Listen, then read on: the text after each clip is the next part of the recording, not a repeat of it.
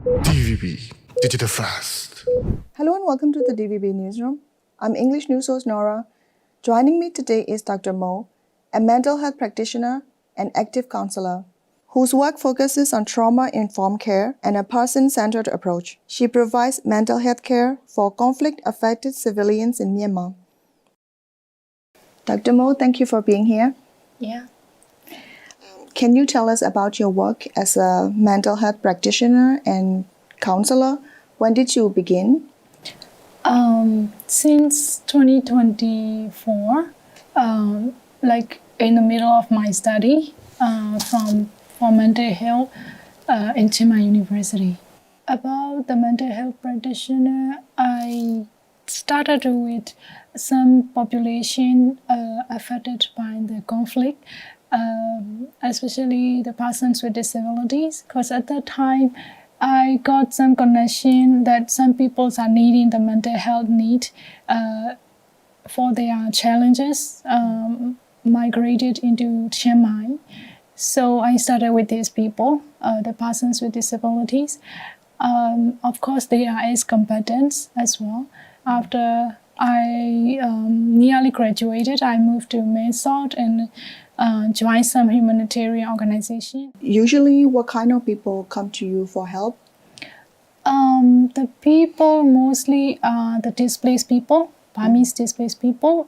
They flee from oppression from the Burma, and then they settle here and they face a lot of challenges like day to day, and then the trauma attack from the Burma side, and then the family struggle. They are living situation like they don't know where to live, where to get their regular foods for their healthcare, stuff like that. So they need a lot of care, and then they face the mental health challenges. So I am mostly with these people, the displaced Burmese people from the border, and Chiang Mai as well. You recently completed your master's degree at Chiang Mai University, focusing on trauma. Yeah. How does it shape your perspective and work? I focus on trauma, especially. Actually, I try to focus on Burmese crowd, based in Chiang Mai and based in the whole Thailand. My thesis focus on the trauma and the resilience, and then their meditation work. Like, because I want to know that meditation, how far we can practice for the grounding, to grounding practice for our day-to-day life. So it was focused on the meditation and then trauma, resilience, and the mental health conditions, two mental health conditions, which is very common in our population as well, the PTSD and the depression. So it helped me a lot of background knowledge from the literature and the perspective that I'm working with the people. Very familiar with the trauma history. From your experience, what are the biggest mental health challenges people in Myanmar are facing? They face a lot of challenges, like depression, for example, and then anxiety, like people getting anxious all the time.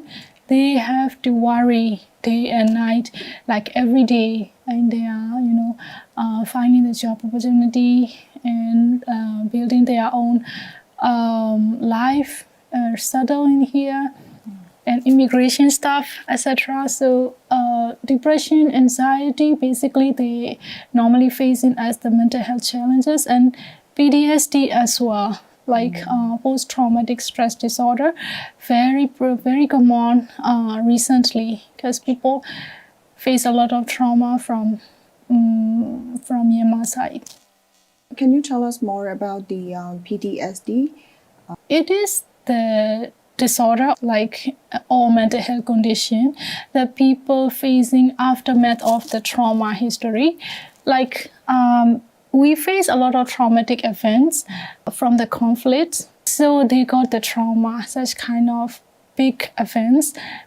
And these kind of things let people face such kind of symptoms such as insomnia, like you cannot sleep, you are facing trap in the memory, which is very traumatized, like you face in the armed struggle or when your village is burned down.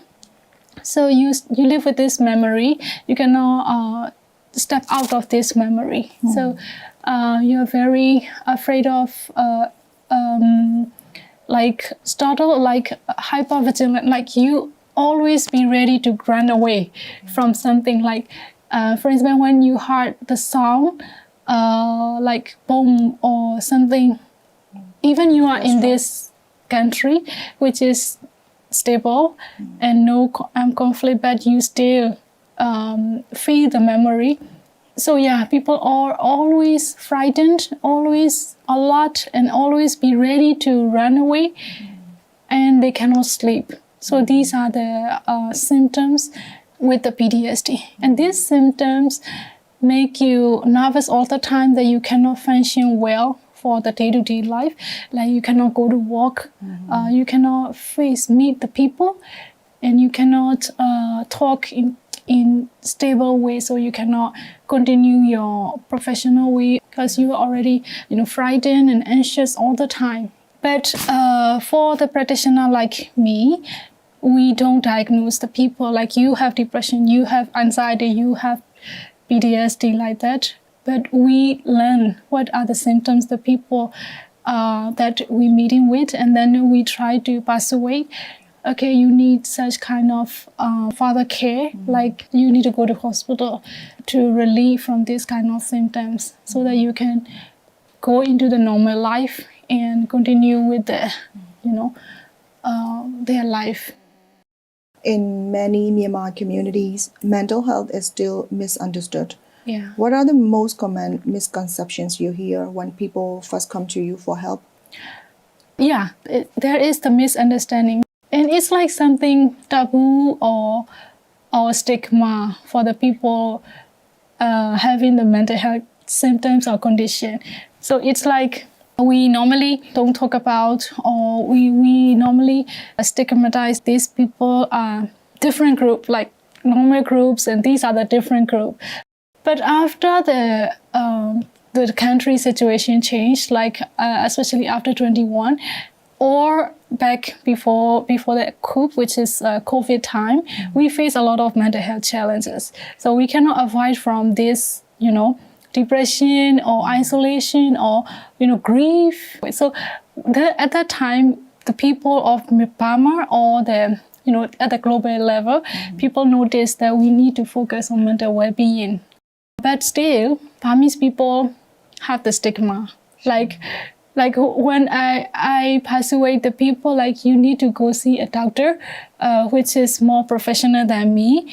They will give you medication for the condition you are facing with. Like you cannot sleep, right? So you need to take some medicine that make you relax your mind and body. But they might think like, why you refer me to psychiatrists? You think I'm something mentally ill, or so there's still misunderstanding between us. Our mind and body is not stable already. So we will face this kind of symptom. Not only you, me as well. Like everybody, this is very true. This is very natural to face with this kind of symptom. But the people need to understand and, at the natural way. And then so like for the physical health, we need to take medicine. Okay, for the mental well-being, we also need to take some form of medication as well to relax your mind and body, etc. Many civilians have experienced the conflict, displacement, loss, and uncertainty. How does this affect mental health? This is the big problem that we are facing right now. Like we have, we cannot even say post-traumatic phase or phase. We are in the traumatic phase. Like we facing the armed struggle, the bombing, burning down, and torture. So what will be the conditions they face.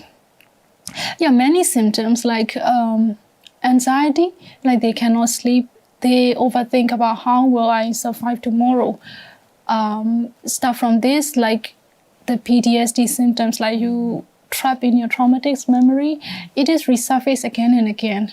Whenever you encounter the situation like a large big sound, or people, even the people shout, the people beside you shout for no reason, they already startle and start to run away like this. So yeah, PTSD symptoms, anxiety, depression, and some form of personality symptoms, like your personality totally changed after facing this kind of trauma. You focus on trauma-informed care. Can you explain what that means in simple terms? Trauma-informed care is like we don't know that some people, like psychological trauma is different from physical trauma. So we don't know people when a person has a trauma or not. We cannot see like physical trauma, you can see bleeding or shutting down, like you collapse out of the pain, and you will show some kind of pain. But for the psychological trauma, people do not show. We cannot see like a person has the trauma. So we have to assume like people can have trauma. The very principle is like you don't judge the people according to their behavior. People with the trauma can be startled, can be hypervigilant, and can be alert all the time, and then worry, and they will show this kind of symptom as behavior. Or if you are having the depressive phase, you won't see any people, you won't talk any people. This will be like different from the other day. So at that time, you don't think, or you don't know what's happening with this person, and then you will say like, okay, what's wrong with you? Why are you doing like this? So that's kind of stuff make the situation worse. So the trauma-informed care means you need to care your behavior, your words, your behavior, and your communication style with the people, because you don't know they are with the trauma or not in your everyday life. What should the aid workers or teachers or journalists remember when speaking with someone who has experienced trauma? Aid workers and the first line responder, they are very important. And so lately we try to give a lot of trainings about PFA, which is the very important mental health care that everybody can give to everybody who need it. So PFA is like psychological first aid. So they need to approach such kind of persons or the people in a gentle and in a compassionate way. Like the first priority is we need to make this kind of person to be to get the feeling that they are safe right now. And you need to give the warm care, like you need to be warm and be supportive. Like you don't talk many words. You don't ask like, what happened? What you're feeling with this situation? And then, very detailed words that you don't need to talk. That this make the situations worse. So these are the fundamental stuff. Like you need this person to be safe, and then calm and feeling emotionally safe, and then to be stable, like to be calm, which is okay, I'm here with you. What maybe you need to drink water, or maybe you need to something very basic thing. So you need to show your supportive presence, like not very technical, but you have to show the present, which is the supportive way.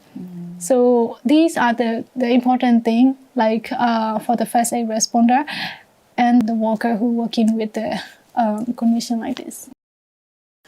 And your recent work also includes psychoeducation for adolescents and youths. Are young people suffering more than adults? We can say yes, Because young people, people face the trauma in every life transition, like from the starting from the infant time up to the old age. Like they will face a lot of life transition and they will face life events.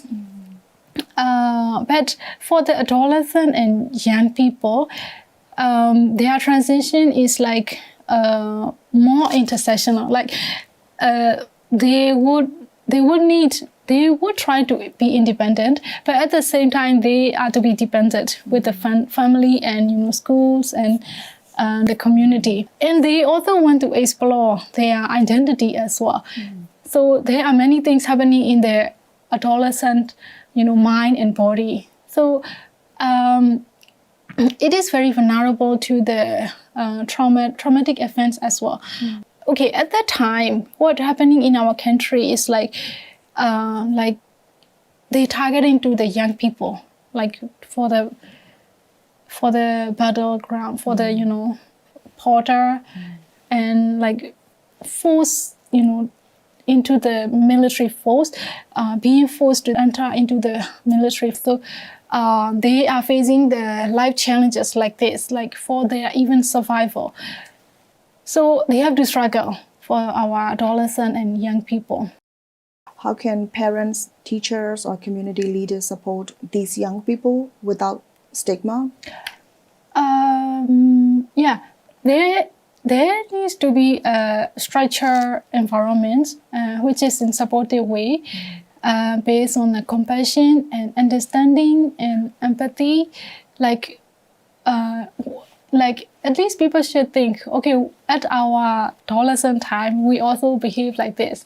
Like we also find the love, kindness, and the from everywhere, like from family, from the teachers, from the community they around with. So it is the same. Like they will behave like this. So we need to share the feelings like this, and then we need to support the environment like this, understanding and empathy. For families and communities, what are some common signs of trauma they should be noticing in their loved ones? The very first stage, the people who struggling inside, they normally, some people they express their feelings. They express in many ways, like talking to people, talking to friends or family or someone they close with. But some people, they don't show their feelings at all. They don't express anything at all. So it is very hard to notice, but you can aware some changes like day to day. Like this person normally behave like, for example, like personal hygiene. Like he didn't come out from his room, from her room, and don't meet any people, don't talk with anybody. She just staying shut down. Then you will notice, like you can say like the PFA principle, like you approach him gently, and then what's learn what's happening with this person. For someone who is feeling overwhelmed, anxious, and or emotionally exhausted, what are some simple first steps they can take? It's like, for example, like burnout. Like we face the chronic stress for over a long time, like years. Then we cannot take this anymore. Then we have the feelings like, I want to step out of this wall. I want to drop everything and just walk away. So this kind of feelings we have, we normally face in everybody, like everybody in such dark times. People can face that kind of dark times and dark moments anytime. So at that time we have to notice ourselves, like this is not normal situation.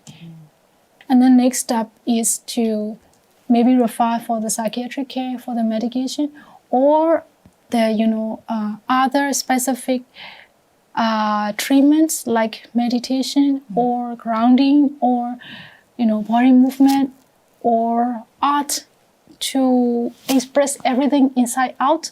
Like you express your art, you express your paintings. These are the realistic and practical ways to make people to call herself or himself in and then move on with the intense feelings.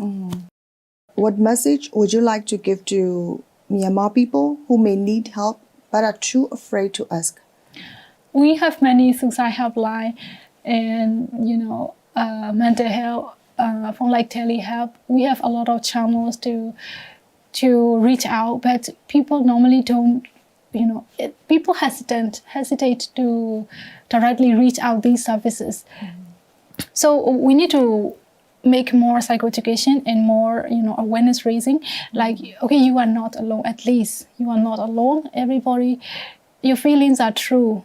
You're facing such kind of large offense, so you can feel this way. You can feel walk away. Like you can feel like to walk away and drop everything. This is very true. You don't need to be afraid. You don't need to be shy to talk about this to anybody you reach out, like your friend or even the stranger, or the last person, like the very close person right now to talk about, to open about, and then you can do that. So at least we need to promote this kind of things, to talk about, to talk something out, like to and that way we can save people's life. What kind of mental health support system do you hope to see in Myanmar in the future? This is the very the structure level question. Like we have nothing in regarding with the mental health. We have nothing, so we have to do from zero to everything. It is a long way to be established, but we can do it. We can do it behind our existing networks, which is very strong already in many ways. Like we have society, we have community, and we have local level networking.